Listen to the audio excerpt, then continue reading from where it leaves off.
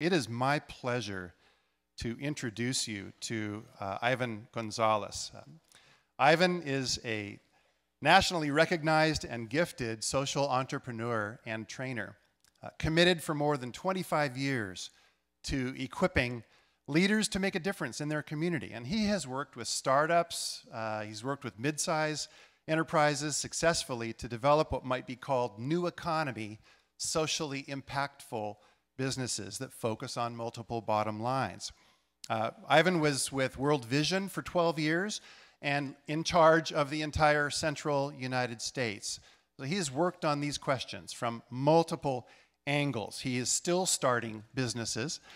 He has worked for the Christian Community Development Association as well. He's worked with something called the Stewards Market, which catalyzes social enterprise. And I'd have to say, I've been doing this for 25 or more years in the city. Of all the speakers I have ever invited to our city, Ivan has done more advanced research for months on Fresno. He's talked to people in Fresno I haven't talked to. He just called them up and said, "Tell me what's going on." I have never met someone so invested in learning about the city that he's getting ready to serve. And so it is just a huge pleasure and privilege for me to introduce Ivan Gonzales to you. Ivan, come.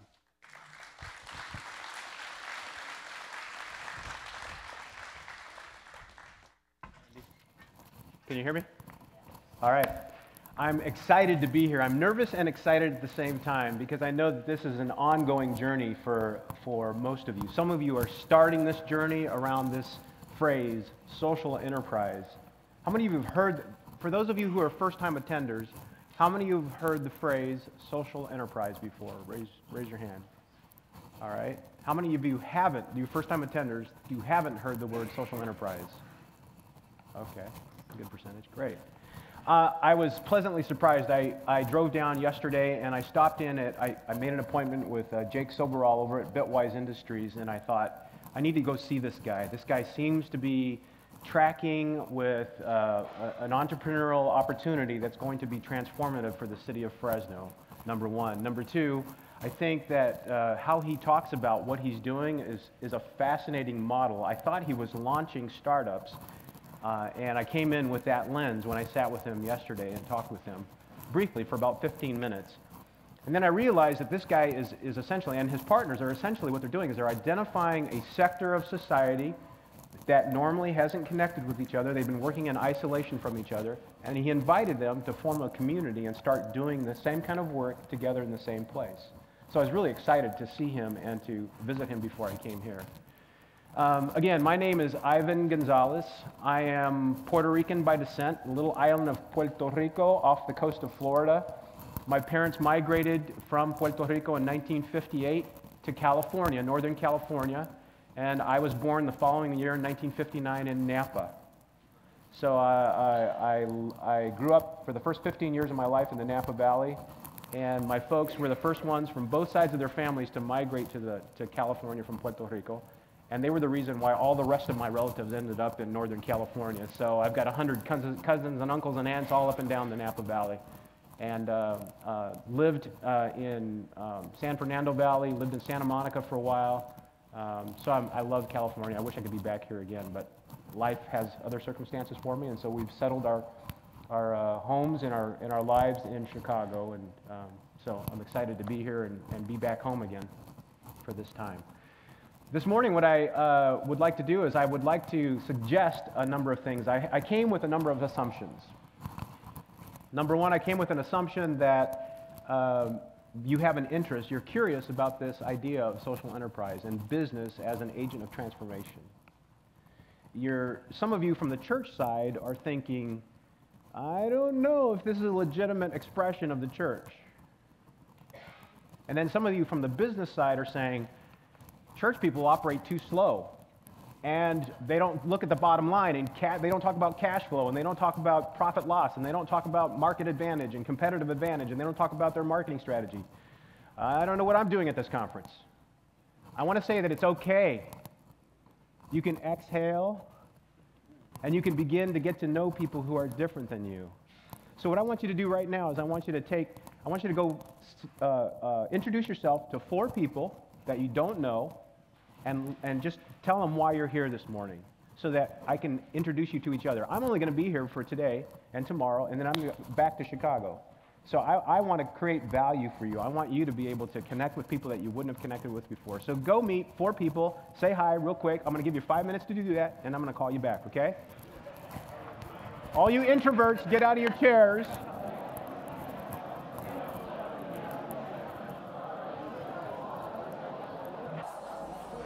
All right, folks. I'd ask you to come back to your tables and... Okay, let's come back together, please. Return to your tables, please.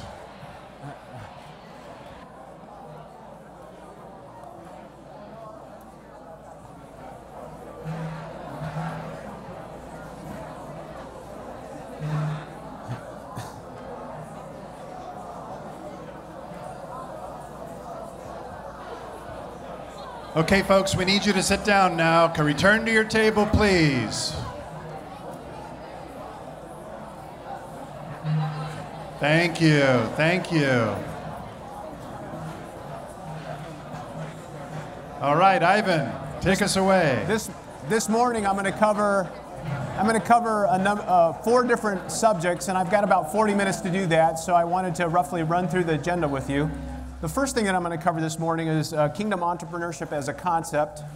My next thing will be kingdom companies, defining what it means to be a kingdom company, and give you a few examples of what those kingdom companies are that I'm connected to or that I know about that will spark imagination and hope for you as you consider this possibility. And then I'm going to look at social business as a strategy. It's going to be interesting. I've got a couple of YouTubes connected here that will give you an outside perspective on what is social business from one of the premier launchers of social businesses in the world, and a little bit of a contrasting model that I'll share with you. So let me get, and then we'll have a Q&A time towards the end. So I just wanted to thank Randy and Jeanette and the rest of the team from FPU and the Center for Community Transformation for inviting me to this conference. I'm really excited about what's going to happen today, and hopefully I can be of service to you, and this will be a helpful process. Again, my name's Ivan Gonzales, and you've introduced yourselves to each other. And so let me start with some assumptions. As I said, in the room, there's everyone from first-time attendees to a conference around business as a church person, and then all the way through to business people who are doing business in their sleep. They're thinking of models, they're launching new businesses, they've figured out how to get the funding for it, they've figured out how to do the business plan for it, they're experienced in this area. And what I hope will happen today is that there will be a cross-pollination of ideas from church folks to business folks, understanding that we're both needed for the work that this city needs to be transformed. And then I'm a person of faith. I try to follow Jesus as closely as I know how. I make a lot of mistakes. I say a lot of stupid things sometimes. I say some really great things sometimes. I try to be humble about my journey, and I believe that as a person of faith and following Jesus, I believe that Jesus is involved in entrepreneurship. I think the church is an entrepreneurial opportunity that he launched. He was the founder, and he launched it, and he launched the kingdom that's associated with the church. So I'm going to bring that lens into my conversation as it relates to social entrepreneurship. And then I also believe that Jesus has a role in all of the activity and all of the things that we're doing together. I believe that he's a king. I believe that he has a kingdom. I believe that there are governing principles to that kingdom. I believe that those governing principles dictate what happens and what doesn't happen that is sustainable or not sustainable. And so I try to live my life and do all my entrepreneurial activity around those lenses. And I also believe there's opposition to the kingdom expression of social entrepreneurship. Any business, it doesn't have to be social, any business that's formed that's out there to solve a problem, that's out there to relieve a pain point in humanity, is a social business from my perspective. It doesn't have to be labeled a social business. Any business is trying to solve a problem. The church is a business trying to solve a problem, a significant problem if I might add. And businesses are trying to solve a problem too. So we're in this together. What I'm trying to say is that the usual conversation I get into with folks, whether from the business side or from the ministry side, is there's always this conflict. There's conflict between how fast you want to do things as a business person, and then in the ministry side, we got to take our time. We got to be very prayerful. We have to consider a lot of things. And there's always this tension in terms of pacing, funding, opportunity costs. And so I want to encourage us to really cross the line, go over and meet business folks, church people, and church people, business folks meet church people. And let's do this together. Let's learn from each other. It's time for this city to do this together. The problems are too big and too complex and too hard to solve by one entity alone. Can I say that again? It's really hard to solve employment problems or employment opportunities all by yourself. You can launch a workforce development program and have 25 people in your program and do that for 1 year, and you've made a dent.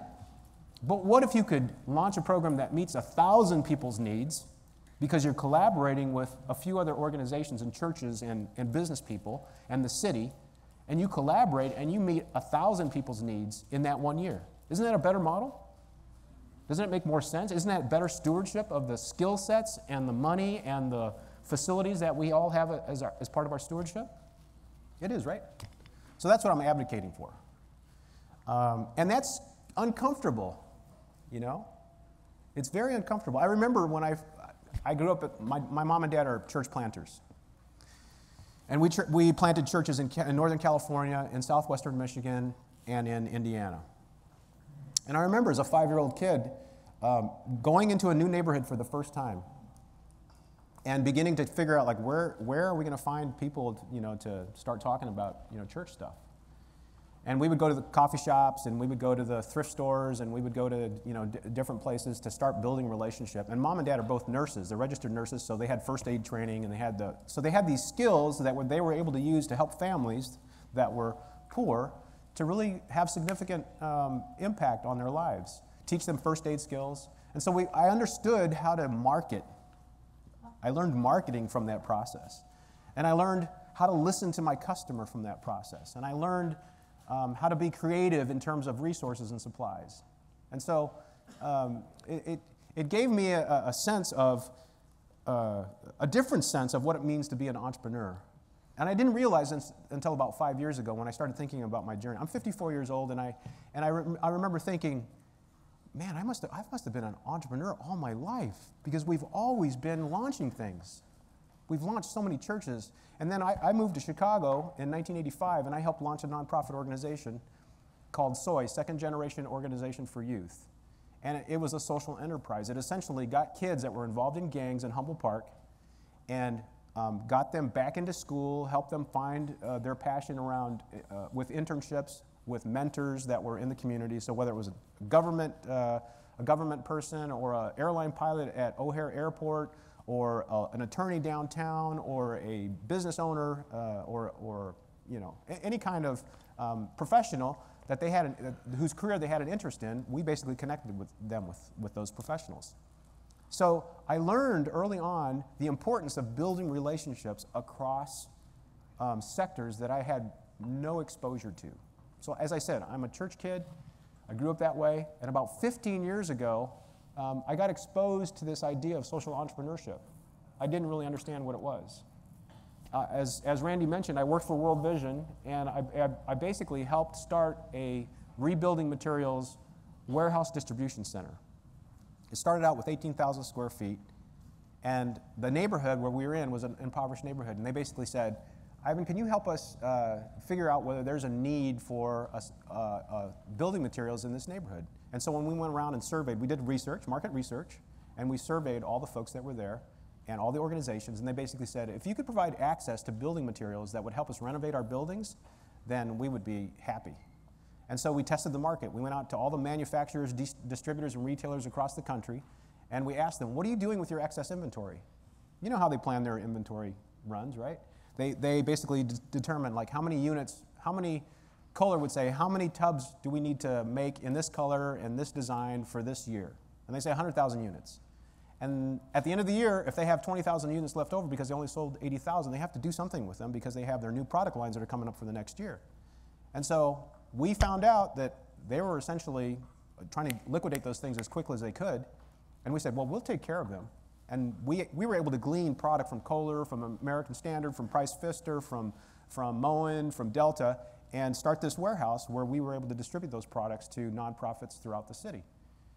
A lot of them were churches, a lot of them were nonprofit organizations. At a cost, we were charging a handling fee to help them access those products. And so we launched the first one in Chicago, and then we launched 9 more across the country, in Los Angeles, in Dallas, in New York, and they're still up and running. And so I learned a model of business that was still from the kind of the nonprofit side, but we found ourselves getting into conversations with Fortune 500 company owners who are saying, this helps me solve a business problem.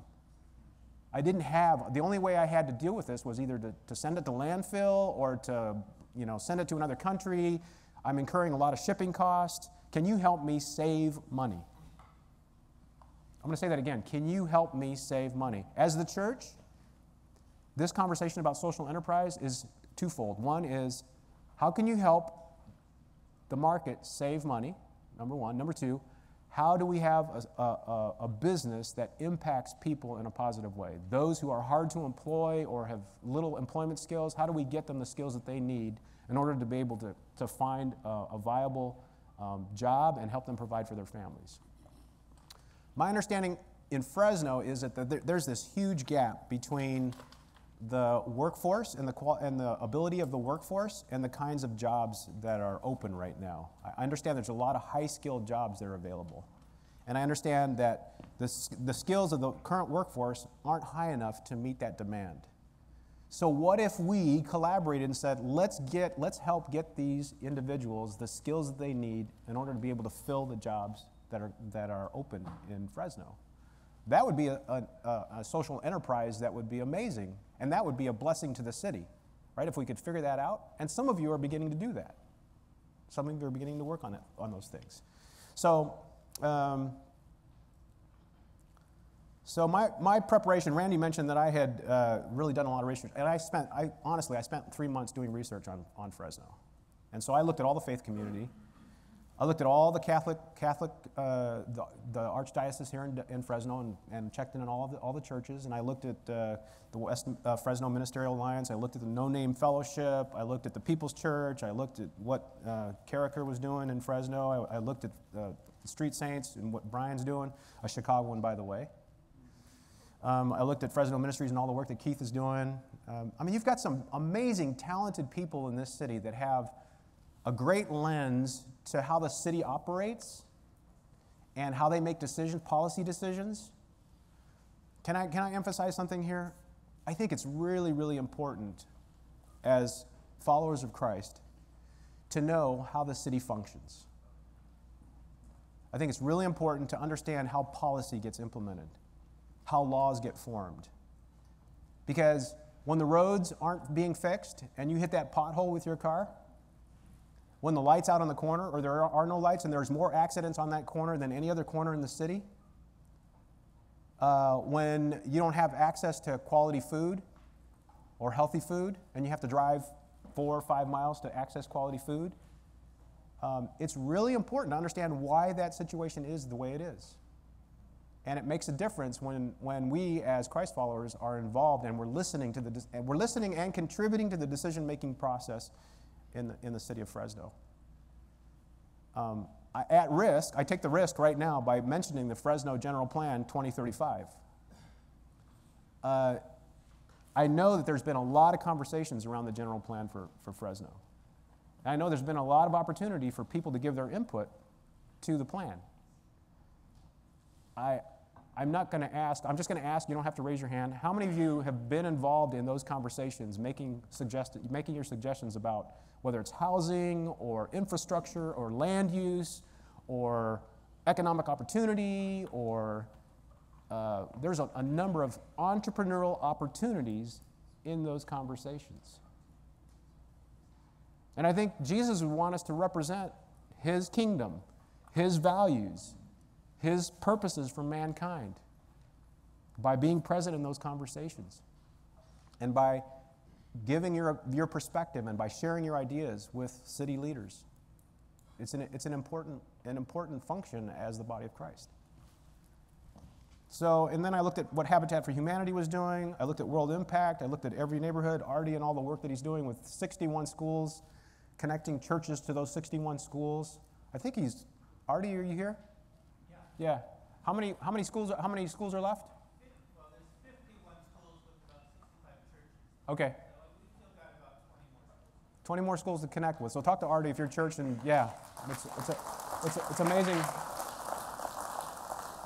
It's amazing work. I looked at what the Youth for Christ was doing, Faith in Communities, and all the work of PICO, the Well Community Church. I looked at Westside Church of God and all the work that Pastor Binion's doing and representing. And then I looked at business in the San Joaquin Valley, and I was intrigued by the Ag Expo. How many of you, anybody here attend the Ag Expo? Was it fun? Kinda. I don't hear any raving reviews. I got excited. I saw most of the stuff online on YouTube, and I thought, man, if there's ever a place to be entrepreneurial and to see what technology can do to help farmers really reduce their costs and help support their family businesses and deal with the issues of water in the San Joaquin Valley, that's a place where the church needs to be, to see all the latest inventions. I even went so far as to see all the award winners and deep root irrigation, right? Conservation of water. And they figured out a way to design an irrigation system that drives the tube way down to the bottom of the roots of anything that they're growing so that they don't waste any water, surface water. And I thought, man, I wish I would have been here. I would have figured out how to invent something like that. And there's already like 6 or 7 competing companies that are providing farmers a great solution to their water shortage issues. And then I saw a solar-powered water pump. Anybody know about solar-powered water pumps? I mean, who would have thunk? You know? And there were so many, I looked at that and I thought, there's so many entrepreneurial opportunities at the Ag Expo. So I go to those things. I go to the trade shows at McCormick Place. I go to the trade shows in Las Vegas. I go to the trade shows wherever I can get into a trade show. If I'm in a city in a layover, I go to those trade shows because there's a lot of economic opportunity and there's a lot of entrepreneurial opportunity in those environments. And as I mentioned, I went to Bitwise and I did a lot of research on Bitwise because as far as I know, it's the only technology-focused entrepreneurial activity that's going on here in the city. And they want to beat Silicon Valley, you know, so it was intriguing to me. And then what Wawona Frozen Foods is doing and the Smith camps, I was really excited to see such visibility from their company and the fact that they're, you know, Christ followers and they're really trying to do some good things in this community. And I celebrate that, I really do. And then what Craig's doing at Peeves Public House, I was excited. I really want to go there. I really want to experience Peeves. Thank you for being entrepreneurial in that environment, Craig, and for launching this in the Fulton Mall. It's really a testament to someone who's got a vision to see something that's kind of desolate be transformed and become productive again. So hats off to you, Craig. And then the CBMC and all the work that they're doing with all the Christian business owners and the CBWC, all the work that they're doing. And I really want to encourage the CBMC and the CBWC to get engaged in this conversation more and to be part of this ecosystem that's beginning to develop, the hard work of Randy over the last 3 years.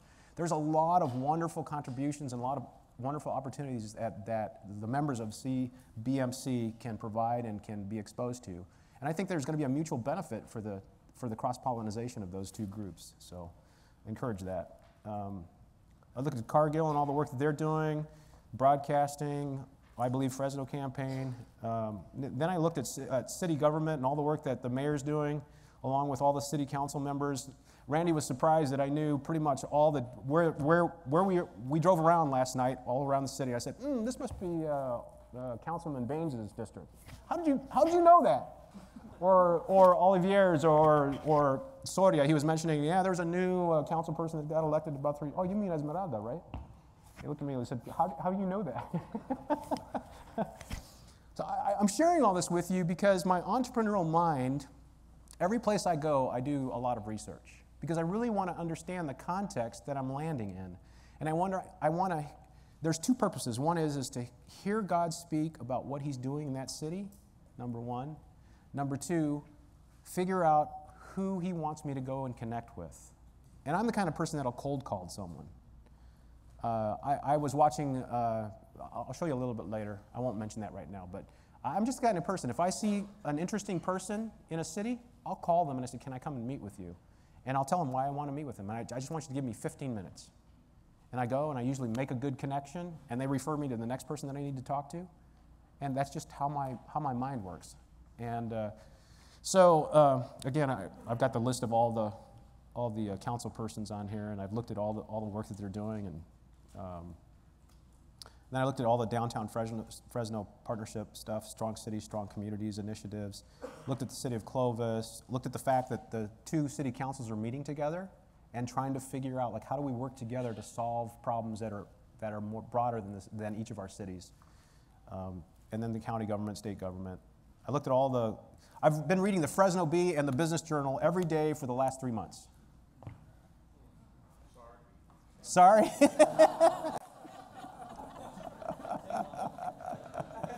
You would be surprised how many entrepreneurial opportunities I see. I remember, what was it, a couple months ago, there was a young woman, 8-year-old young African-American woman who won Entrepreneur of the Year award, right?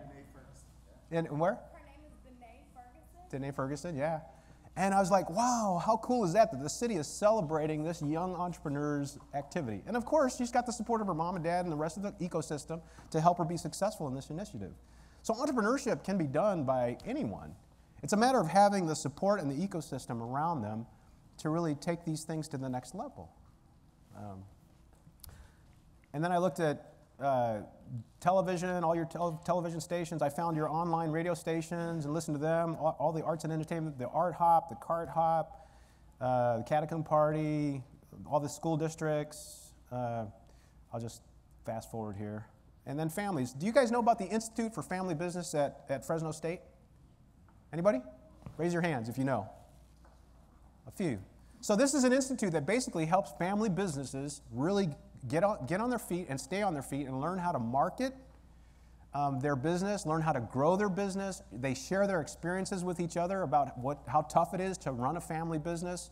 What are the political issues they need to be aware of as it relates to expanding their business? What are the business opportunities? Where is their cash for additional, if you want to expand your business? I mean, it's a great resource you have in your valley to understand how family business works. And I would encourage you to go onto campus and go visit the Institute for Family Business. You'll be able to listen and you'll be able to see more entrepreneurial opportunity in that community. How am I doing on time? You have 15 minutes. Okay. And then why I'm here, I'm really passionate about the expression of business as a kingdom initiative from God. The thing that I've been struggling with lately is this question. How much of capitalism is represented in the kingdom of God? What parts of capitalism are kingdom parts, and what parts of it are more kind of man's ideas about how to grow business and launch businesses?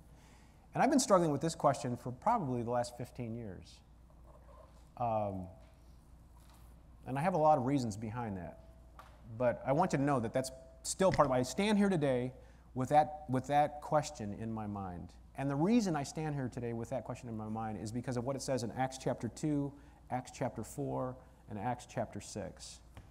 Basically, it says that all the believers were together and there was no one in need amongst them. From time to time, people would sell their excess stuff and they would bring it and it would provide for the needs of those who needed. And there was a discernment process within the body of Christ to provide for those needs. It wasn't freeloading.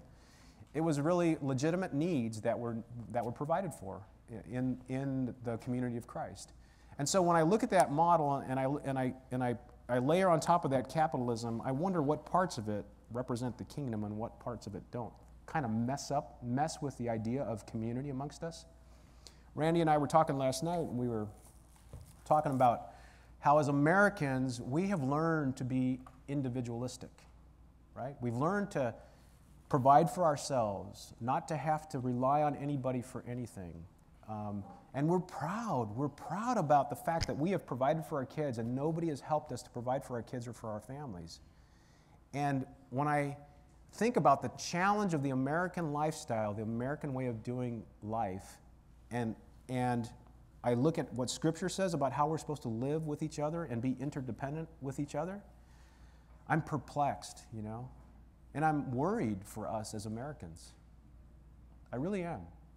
I'm worried that the deep-rooted value of love for one another cannot be fully expressed because we are still very independent from each other.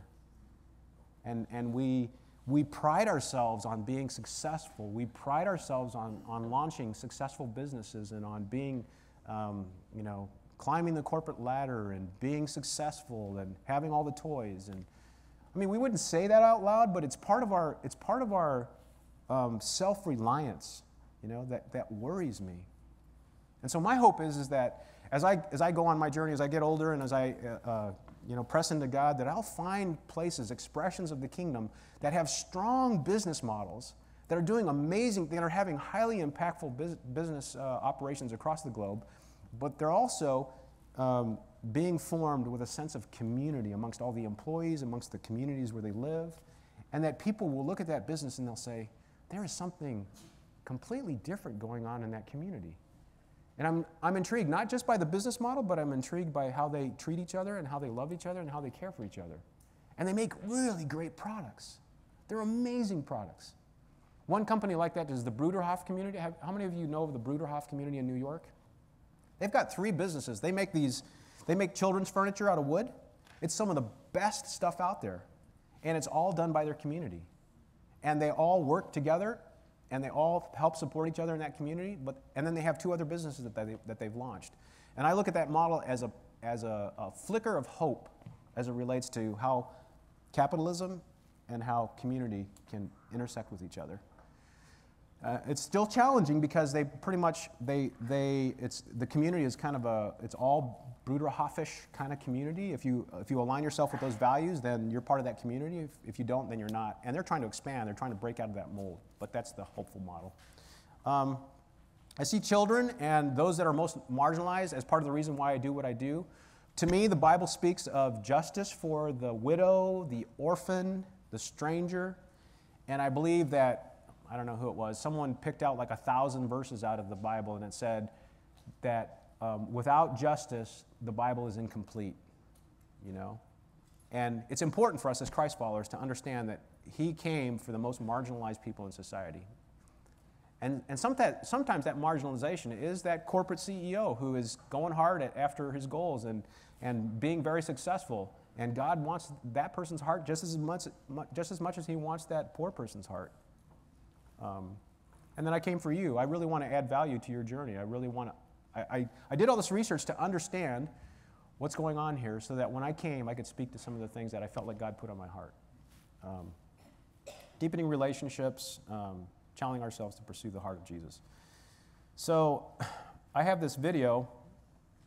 How many of you have seen this, The Tale of Two Cities by Evan Onstott and Dr. Matthew Gendian? A few of you? Okay, I'm going to show a little portion of this, and then we can talk about it. There we go. Forgive the advertisement at the beginning, but it's the only way I could get.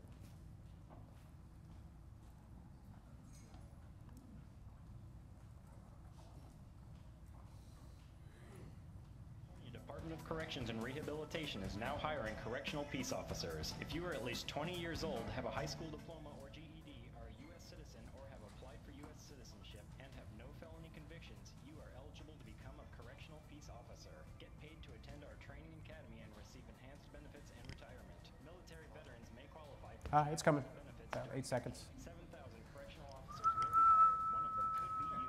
Apply online today at It's a good advertisement, by the way. join.com.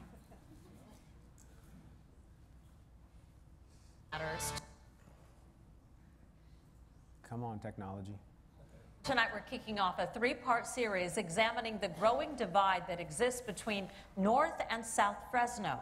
There are haves and have-nots everywhere in this country. It's a fact of life. But the gap in Fresno is bigger than other places. Now, I spent the past few weeks studying this divide, but there are some who have studied it for decades. They say in this tale of two cities, where you live greatly predicts how your life unfolds. Who has dishes tonight? In a small two-bedroom apartment on the north edge of downtown Fresno, Brandy Blanco oversees what many might think impossible. Go ahead and start reading them out to me. Dinner and homework with their 5 children, all of them remarkably well-behaved. Sound it out. Hard? Hard, yes. Hard is one way to put it for this single mother. If there are two distinct sides of Fresno, Blanco knows exactly on which side she falls. Other people, where do you live? Oh, how do you do it? Blanco actually likes where she lives, the Lowell neighborhood, but says the difference between North and South Fresno is as simple for her as looking at grocery options. A lot better shopping areas everywhere else. But on our streets, we have a liquor store in every single corner. The Tale of Two Cities is a story of a division within our community, mostly along the lines of socioeconomic demographics. Dr. Matthew Jindian is a sociology professor at Fresno State. He's not the first person to use the phrase, a tale of two cities, to describe Fresno, but he has been studying it here since 1995. Different people living in different zip codes are effectively having different quality of life outcomes. Lack of economic opportunities, declining education, declining tax base as people are moving out to the fringes, those parts are becoming left behind. Dr. Jindian gives a PowerPoint presentation on the subject where he shows the simple divide between Fresno's haves and have-nots. And almost without fail, each map looks the same, whether it's measuring ethnicity, education, or income. Even their lifetime expectancy is different based on zip code. A simple drive up and down Blackstone pretty much says all you need to know. There is no River Park South.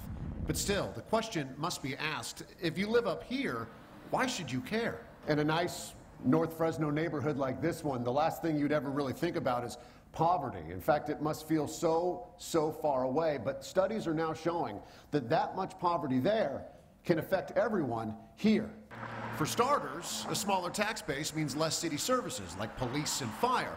And then there is what Dr. Jindian calls brain drain. When there is not enough of an educated workforce, business owners struggle to find good employees, which then limits their economic growth. And when growth stalls, many of the best educated candidates leave the valley, making matters even worse. I would like to see my children be able to stay in Fresno in the Central Valley. But if we don't produce opportunities, educational and economic opportunities for them, they're going to leave. These are cabbages growing down this row. Back downtown in Lowell, Esther Delahaye is showing me which of her crops are hanging in there through the winter. She is the executive director of the Lowell Community Development Corporation. Their community garden sits in the shadow of Highway 180.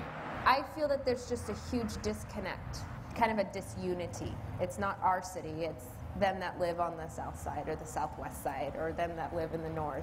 Delahaye has lived everywhere, north and south. She moved downtown while studying at Fresno Pacific, and she decided to stick around. She loves this neighborhood, despite some very real problems. We see in healthy communities that homeownership is around 40 to 50%. In this community, it's below 12%. So we see a gap there. Blight is a problem. Vacant homes dot each street, as do poorly maintained rental property with owners never to be seen. Blanco will tell you, as will others, that this neighborhood is much better than some of the others in Fresno. Still, this single mother knows that her address alone means the odds are stacked against her family. Do you worry about your kids?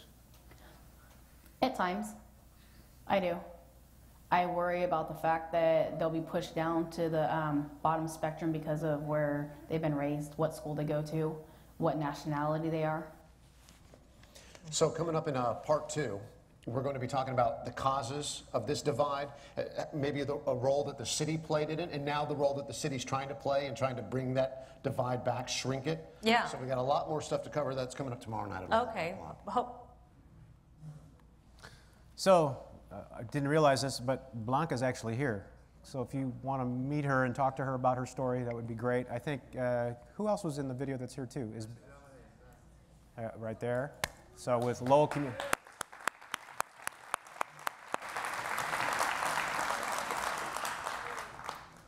And there's a 3-part series. It's really good. You should watch your own news. It's really amazing. So I'm going to share a little bit of examples of the businesses that kind of help solve some of these challenges. So Breaking Ground. Breaking Ground started on the west side of Chicago. Jeff Dennis works for the Navigators, and he was sent as kind of a missionary into Chicago, a white guy into a mostly black neighborhood, to address lack of economic opportunity on the west side of the city of Chicago. And it took him a number of years to gain the trust of the community because he's a white dude in a black community.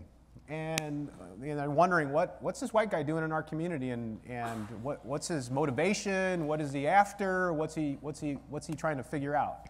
And eventually he joined the local Missionary Baptist Church, the only white guy in the African American church. He earned his keep because he basically sat in the back and just listened and began to just be real and ask crazy questions. And he eventually got invited to be on the elder board for the Missionary Baptist Church after about 6 or 7 years. And he started to talk to the young people in the neighborhood, and they figured out that he was legit and that he had and the church had an authentic desire to really help out the local community. And essentially started a landscaping business with the guys in the neighborhood and trained them on how to use all the landscaping equipment, trained them how to do it in an efficient manner, and then he started a plastic manufacturing, mold manufacturing company. The thing about Jeff is that he didn't take any government money to do this. He basically said, I'm going to find a way to fund this, and I'm going to find investors, and I'm going to find individuals who believe in the vision that I feel like that God's given me, and I'm going to do this without depending on government money. And so he's launched 3 businesses so far. A construction company, so he's building energy-efficient homes on the west side of the city of Chicago, and he's using the guys in the neighborhood and teaching them the trades and teaching them the skills to get them employable work. And I think they've built like 125 homes. And then I think the feds allocated a certain amount of money to each state and the state to each city to do you guys have SSAs here? It's essentially for the chambers of commerce that they can hire a company to keep the streets clean and throw out the trash and that kind of thing. So there's an apportionment of money that goes to each of those SSAs. So Jeff went in and bid on those contracts, and he was able to win like 3 or 4 of those contracts. So now his guys are doing street cleaning, power washing, that kind of thing in 4 SSAs in the Chicagoland area.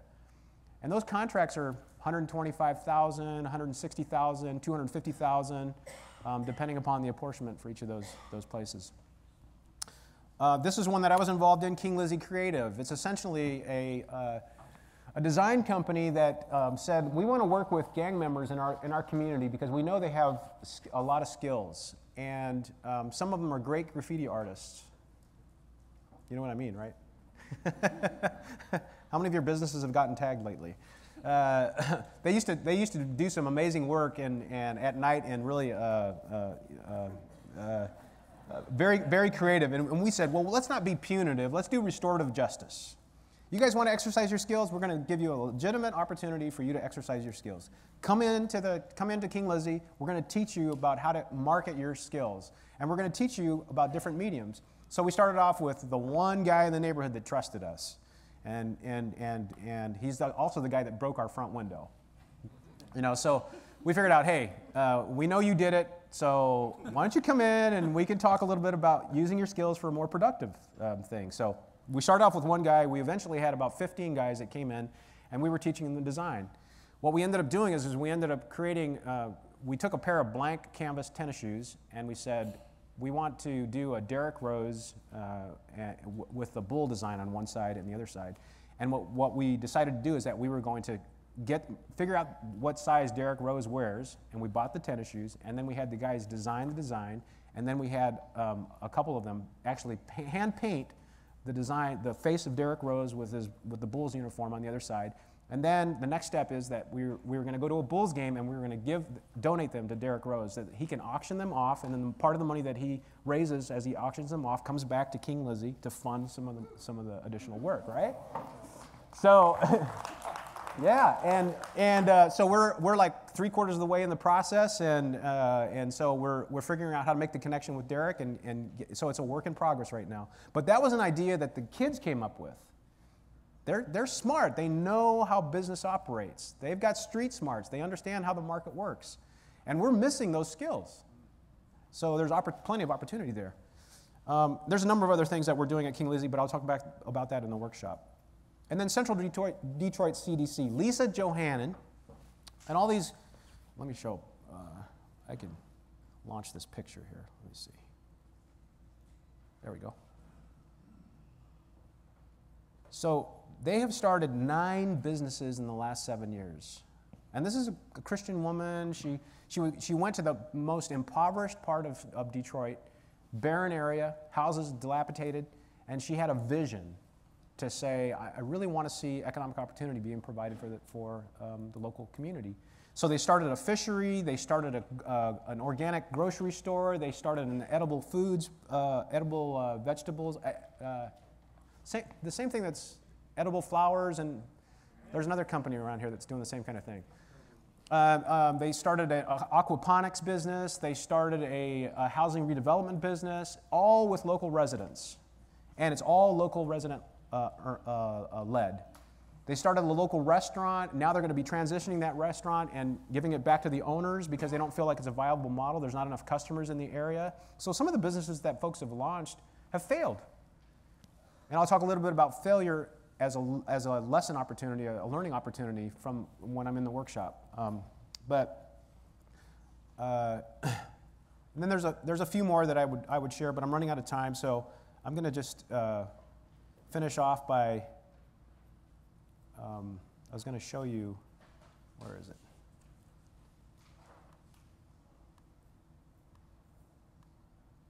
Here it is. Oh yeah, there it is. I'll start this off. This is Muhammad Yunus. How many of you know the name Muhammad Yunus? Okay, he won the Nobel Peace Prize in 2009 for the Grameen Bank. And basically, he's a guy who started a micro-loan program in Bangladesh. His idea is, I want to see a poverty museum in my country by the next 10 years so that no one's poor in my country. And he was a banker, and he basically came out one day and he saw all these squatters, and they didn't have any money. They were living right there on the street. And basically started to have conversations with them, and he asked them, how much money do you need to do something? He said, about $10, $5 to start a business. And it just blew his mind that that's all the amount of money that they needed to do things. And so he started to loan his own money to the folks that were there. Eventually grew it to where he launched Grameen Bank, and now Grameen Bank is launched in New York. It's now it has an American presence. And most of the folks that borrow money from Grameen Bank in the United States are women who are single, and they're starting their own businesses. And so it's a great model.